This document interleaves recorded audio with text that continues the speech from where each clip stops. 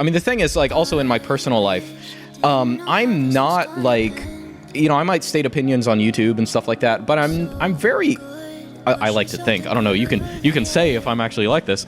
I like to think I'm very accommodating of people who are very much Netflix junkies and, they're all in this kind of stuff. But I think just having the aura about you that, like, oh, I find cell phones annoying. Like, I think that has an effect on people. Just like being around them, they can just, I don't know, maybe it's your pheromones or your testosterone level. I don't know. They just detect, When you cut yourself off from the amusement matrix, then you start to like exude this kind of like subtle I've always been exuding something. I don't know. People feel it and exactly. See it and understand it more than you might expect. Right. When you are on your phone, when your like eyes are crusty staring at your phone on your bed before going to bed, I think you already know that you're doing something really weird. And like, I am not to blame for highlighting that. It's so true. It's so true. These abnormal but common Bugman habits. Maybe my questions almost sound a little stupid because you're just like preaching normalcy, and I'm like, but how do you do it? Well, normalcy is not very common. Like, are there any other things that you've seen that people might not know? Like, people see it and notice it, and it has an effect that you might not expect.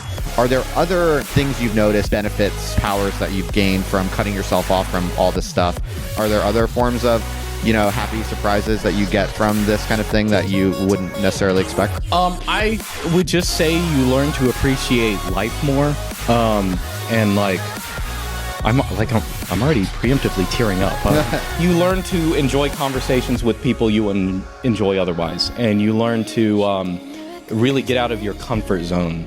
And you savor communication with people you have in real life.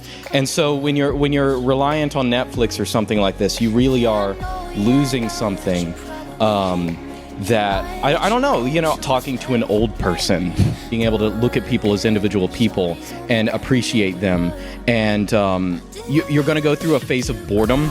Okay, when you cut yourself out of this stuff, but then you're gonna realize I was on a drug the whole time. I don't know. Maybe when you experience it, you'll understand it. Which I'm sure all of us experience some of that, but you'll just feel like a fool because you're really like piddling your life away if you're just like too invested in this like consumer entertainment culture. That's what I have to say. And what do you think are the biggest mistakes that people make in the like normie bugmen like myself, who kind of like have big aspirations to like live in a big city and be like cosmopolitan or whatever, like unhealthy aspirational bugman type? I mean, make?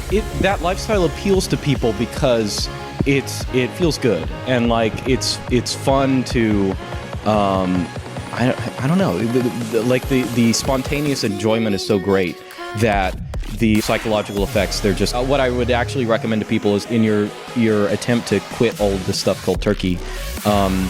Like, think about how often you're actually complaining about all these things. Like about, oh, the media's all propaganda, the media's all weird pedophiles and stuff. Really, right, like you could just not watch it at all. Yeah, exactly. And it's complaining incessantly about Amazon or Facebook and all this kind of stuff, and they're using and buying stuff from Amazon literally every day. Like, stick to your principles and you'll enjoy your life a whole lot more.